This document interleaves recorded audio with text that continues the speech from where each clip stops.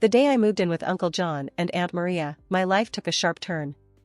Their house was nothing like the warm, loving home I'd lost. It was colder, stricter, a place where laughter seemed to echo with a hint of bitterness. Ellie, their daughter, met me with a stare that could freeze boiling water. "Great, now we've got a charity case living with us," Ellie muttered under her breath as I lugged my suitcase into what would be my new room. Aunt Maria shot her a look. "Ellie, that's enough. She's family, and we're doing the right thing." Uncle John, a man of few words, simply nodded. "You'll follow our rules here, Ruth. We expect you to contribute like everyone else." I nodded, too overwhelmed to speak. I was just 11, trying to find my footing in a world that had suddenly turned upside down after my parents died in a car accident. The first few days were a blur of new rules and chores. Ellie made sure to remind me of my place at every turn. "Why are you even here? You're not really one of us," she sneered one day as we washed dishes. "Just a little orphan girl living off our charity." I clenched my jaw, focusing on the soapy water. "I'm here because your parents took me in," I replied, trying to keep my voice steady.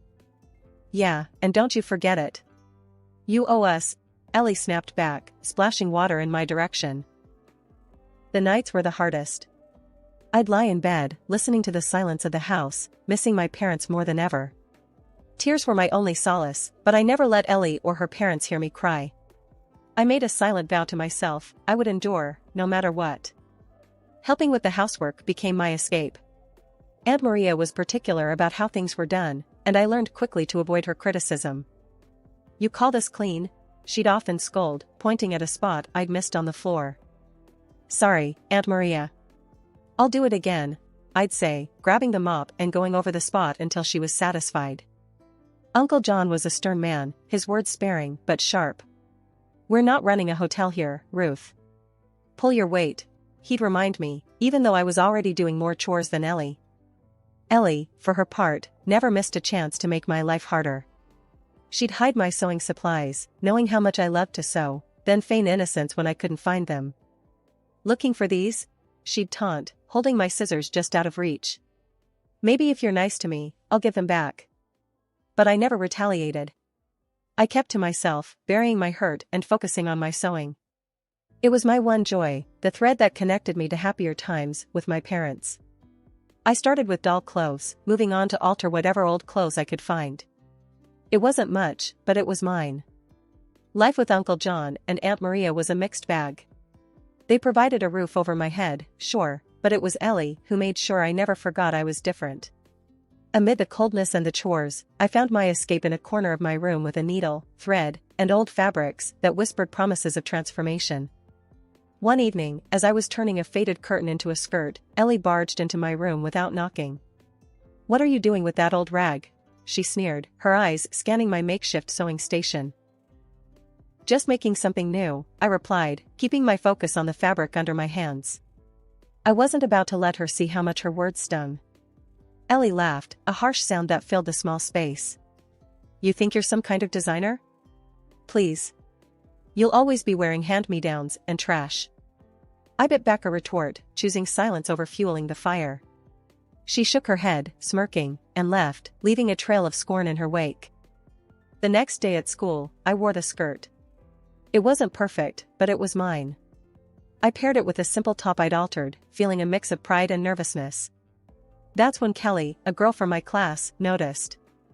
"Hey, Ruth, that's a cool skirt. Did you get that downtown?" she asked, eyeing the pattern with genuine interest. I hesitated, then decided on the truth. "No, I made it myself." "Seriously? That's awesome. You've got talent," Kelly said, her words a balm to the sting of Ellie's mockery. Encouraged by Kelly's reaction, I started spending every spare moment sewing. My room became a sanctuary filled with fabric scraps and dreams stitched into reality. Each piece I created was a step away from the identity Ellie and her parents imposed on me. One Saturday, as I was cutting into a dress that Aunt Maria had declared too old, Uncle John walked in. "What's all this?" he grumbled, surveying the mess of fabrics and patterns scattered around. "I'm making something new to wear," I said, trying to keep my voice steady under his scrutiny. He picked up a piece of fabric, twisting it in his hands. Seems like a waste of time. You should focus on your chores, not play dress up. His words were like a slap, dismissing not just my passion but my efforts to rise above my circumstances. It's not a waste, I muttered, but he was already walking away, uninterested in my defense. Despite their disdain, I couldn't stop. Sewing became more than a hobby, it was my rebellion, my claim to an identity they couldn't touch. Each stitch was a word in the narrative I was writing for myself, one where I wasn't just the orphaned niece, but Ruth, the girl who could create beauty from neglect. Things took a sharp turn after I hit 18. Ellie got herself a shiny new car for her birthday, a sleek thing that made my heart sink every time it roared to life. Meanwhile, Uncle John and Aunt Maria suddenly upgraded their lives with fancy gadgets and furniture that seemed out of place in our modest home. It was clear they were living it up, while I was left figuring out how to stretch every penny. One day, as I was mulling over the idea of getting a job post-high school, Aunt Maria dropped a bombshell. "Your parents left you some money for college," she said nonchalantly, as if mentioning the weather. I was stunned. "Really? I had no idea." "Yeah, but there's a catch," Uncle John chimed in, his tone sharp. "You're staying local for college. It's safer, and we can keep an eye on you." My dream of leaving for a big city to study fashion design crumbled. No buts. Aunt Maria cut me off. "We've decided. You can thank us later." I swallowed my protests. Arguing was pointless. So, I enrolled in the local college, my dreams of fashion design barely hanging by a thread. Needing to support myself and save for the future, I landed a job as an assistant secretary at a law office nearby.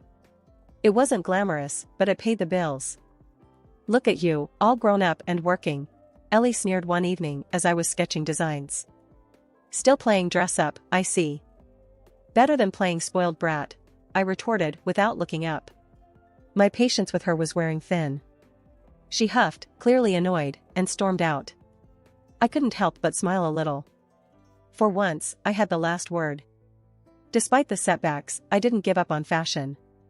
Every evening, after work and classes, I'd dive into my world of sketches and fabrics, transforming Ellie's discarded clothes into pieces that felt like me. It was my rebellion, my way of holding on to the dream, even if it was stitched together from the leftovers of someone else's life.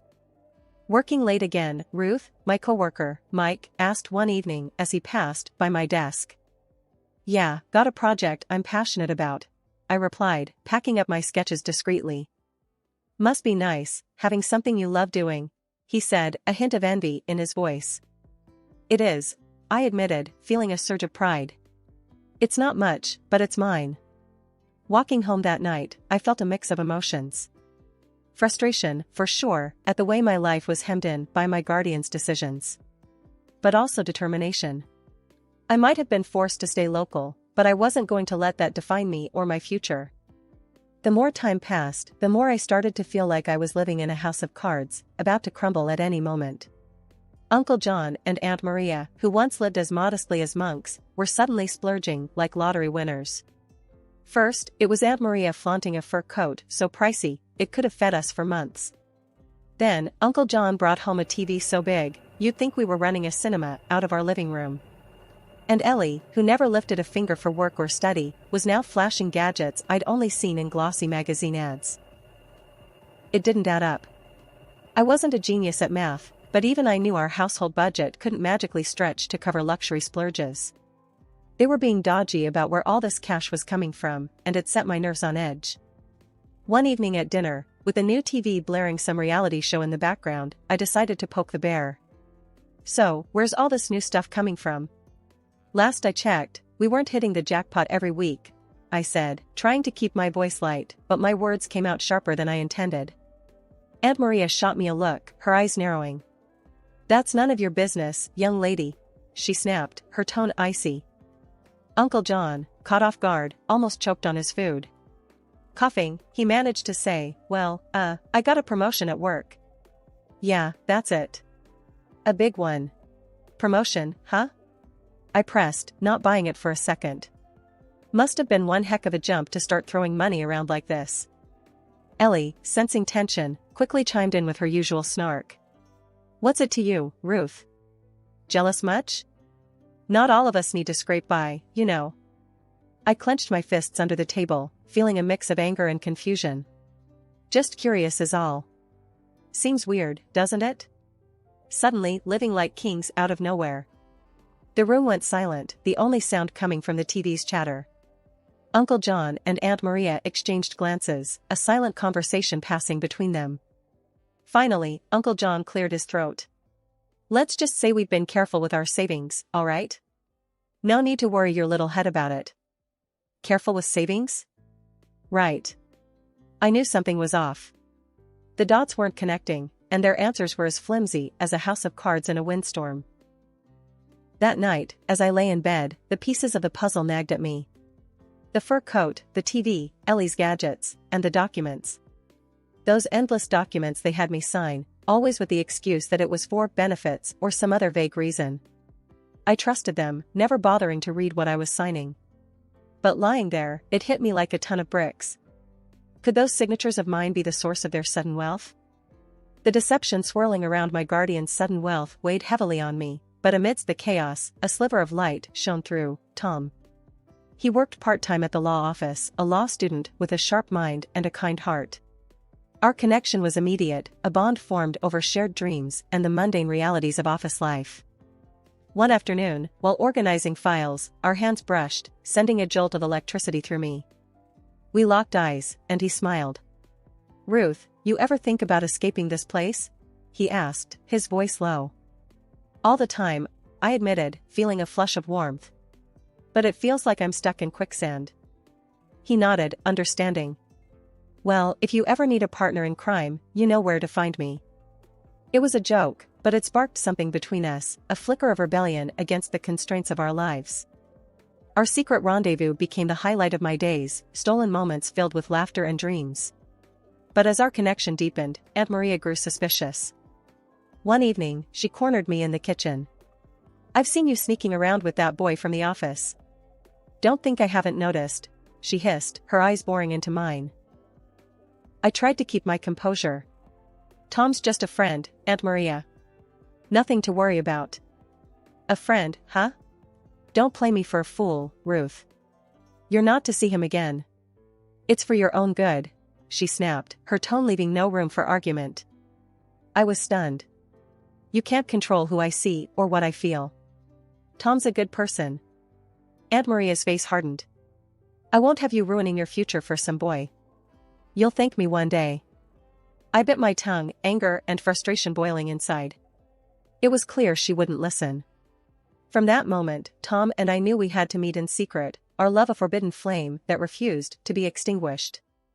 "Looks like we're modern-day Romeo and Juliet," Tom joked one night as we huddled in the shadows of a park, far from prying eyes.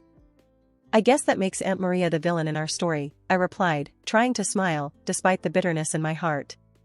"We'll find a way out of this, Ruth. Together," Tom said, taking my hand.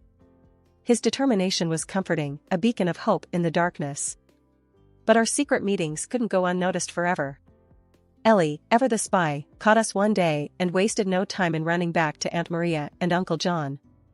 The confrontation that followed was explosive. "You're grounded. No more job, no more college until you learn your place," Uncle John declared, his face red with anger. "You can't do this. You're not my jailers." I shot back, defiance rising in me. Aunt Maria's laugh was cold and sharp. "Oh, but we can, dear. You'll learn to obey, or you'll lose everything." The threat was real, and the stakes were higher than ever. In the dead of night, Tom and I made plans to fight back, to reclaim my inheritance and our freedom. "It's us against the world, Ruth. We'll expose their lies and build our own future," Tom whispered, his words a vow I clung to. It was a chilly Thursday evening, the kind where the wind seemed to whisper secrets as it passed. Tom and I were huddled in the dim light of his tiny apartment, the only place we felt safe from Aunt Maria and Uncle John's prying eyes. The documents I had secretly photographed lay spread out on the coffee table between us, a silent testament to the betrayal I was about to uncover. "Are you sure you're ready for this, Ruth?" Tom asked, his voice laced with concern. He knew the weight of what we might discover. I nodded, my heart hammering in my chest. "I need to know, no matter how bad it is." We started with the will of my parents, a document I had never seen before. As Tom read it aloud, the reality of their love for me, their hopes for my future, hit me hard. They had left me not just their savings, but also investments and properties, a legacy meant to secure my life. And there, in clear legal language, was the clause about my inheritance coming into full effect at 18. So, they've been lying to you, Ruth. All this time, Tom said, his voice tight with anger. But why? How could they just use me like this? The betrayal stung, a bitter pill to swallow. We dug deeper, examining the documents I had signed. Tom's legal knowledge helped unravel the complex web of deceit. Look here, he pointed out. By signing this, you basically allowed them access to your funds. They've been funneling your inheritance into their accounts. The realization hit me like a freight train. My trust, my loyalty, had been manipulated to fund their lavish lifestyle. I can't believe this. They told me it was all for benefits, for my college fund, I said, feeling naive and foolish. It's classic fraud, Ruth. And it's illegal. You have rights, Tom reassured me, his hand finding mine. The next steps were daunting. We discussed lawyers, legal battles, and the possibility of going public. The thought of facing Aunt Maria and Uncle John, exposing them for the frauds they were, made my stomach churn. We'll need evidence, solid proof that can't be dismissed, Tom said, already plotting our course of action. I was scared, more scared than I'd ever been, but the fire of justice burned within me. Let's do it. Let's expose them. I can't let them get away with this. The determination in my voice surprised even me. I was no longer the timid girl who had arrived at their doorstep, seeking refuge. I was a woman wronged, ready to claim what was rightfully mine. The plan was set. We would gather more evidence, consult with a lawyer Tom knew, and build a case that would stand up in court. It was going to be a long, hard fight, but I was ready. Ready to face the guardians who had become my oppressors, ready to reclaim my life and my future. The days leading up to the court date were a blur. Tom and I spent every moment poring over documents, meeting with our lawyer, Mr. Henderson, and preparing our case. The evidence was solid, but the thought of facing Aunt Maria and Uncle John in court made my stomach twist in knots. Remember, it's about the truth, Mr. Henderson reminded me as we sat in his cluttered office, papers strewn about. Stick to the facts, and we'll get through this. The day of reckoning arrived faster than I had hoped. The courtroom was cold, sterile, and filled with the murmurs of onlookers. Uncle John and Aunt Maria sat across from us, their faces stoic, betraying no sign of guilt. Ms. Thompson, can you confirm that you were unaware of the contents of the documents you were signing at the request of the defendants? The judge asked, his gaze fixed on me. Yes, Your Honor. I trusted them. I thought they were looking out for me, I replied, my voice steady, despite the turmoil inside. Aunt Maria's lawyer was slick, trying to paint me as an ungrateful niece, biting the hand that fed her. Isn't it true that the defendants provided you with a home and care after your parents' tragic demise? He asked, his tone dripping with insinuation. They did, but that doesn't give them the right to steal my inheritance, I shot back, refusing to be intimidated. The turning point came when Tom took the stand, presenting the financial records we had uncovered. These documents clearly show the transfer of funds from Ms. Thompson's accounts to the defendants, immediately following her signature on the documents they presented to her. He explained, his confidence undercutting the defense's arguments. Aunt Maria and Uncle John squirmed in their seats, their facade finally cracking under the weight of evidence against them. After what felt like an eternity, the judge delivered his verdict. The evidence presented clearly demonstrates a breach of trust and fraudulent activity by the defendants. I hereby order the immediate restitution of all misappropriated funds to Ms. Thompson, along with appropriate penalties for the defendants. The courtroom erupted in murmurs, but all I could hear was the pounding of my heart. Justice had been served. Outside, the sun seemed brighter, the air fresher. You did it, Ruth. You stood up for yourself, Tom said, wrapping me in a hug. I couldn't have done it without you, I whispered, feeling a weight lift off my shoulders. With my inheritance rightfully returned, I set my sights on the future. With my inheritance rightfully returned, I set my sights on the future. I started studying to be a designer, fulfilling my long-held dream. It was difficult, but interesting. And it's fair to myself.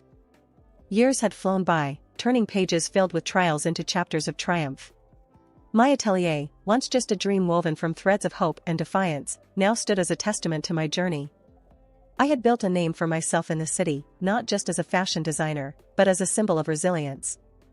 One afternoon, as the autumn sun cast long shadows across my studio, Ellie barged in, her presence as unwelcome as a storm cloud. Time hadn't been kind to her, the arrogance still hung around her like a tattered cloak, but desperation had etched lines into her face. "Ruth, you gotta help me." She started without a greeting, her voice a mix of demand and despair. "I'm in deep, really deep. I need money." I paused, the shock of her audacity giving way to a cold sense of inevitability. "Ellie, I can't just hand you money. But I can offer you a job. Work for it, earn it." Her reaction was immediate and volcanic. "A job? Are you kidding me?" "I don't need a job, Ruth, I need cash, and I need it now." She spat, her eyes blazing with anger. I stood my ground, feeling the weight of our shared past heavy between us. "I won't fuel your mistakes, Ellie. A job is all I'm offering. Take it or leave it." Her fury boiled over. "You think you're better than me now, huh? Just because you play dress up for a living?" She sneered, her words laced with venom. "No, Ellie. I worked hard for everything I have. I'm offering you a chance to do the same," I replied, my voice steady. Ellie's laugh was bitter, devoid of humor. "I don't need your charity or your lectures. You'll regret this, Ruth." As she stormed out, I felt a wave of sadness for what we both had lost, but also a deep, unshakable conviction in my choices. I had learned the hard way that no one could save you if you weren't willing to save yourself. Weeks later, news trickled down to me that Aunt Maria and Uncle John's house had been sold off to cover debts. Ellie had vanished, chasing after windfalls that would never come. The cycle of choices and consequences had come full circle. Sitting in my studio, surrounded by the vibrant chaos of creativity, I reflected on the journey. From the ashes of a broken past, I had carved out a space where dreams took shape, where resilience was the fabric of success. Tom, now my husband and partner in every sense, placed a supportive hand on my shoulder. "You okay?" I smiled, leaning into his strength. "Yeah, I am. It's just, life's funny, isn't it? How it all turns out." He squeezed my shoulder gently. "It's not just life, Ruth. It's you. You made this happen. You turned the odds into your masterpiece." As the sun dipped below the horizon, casting a golden glow over the city, I realized he was right. This wasn't just a new chapter, it was a whole new book, one where the pages were filled with the colors of hard-won joy and the quiet strength of redemption.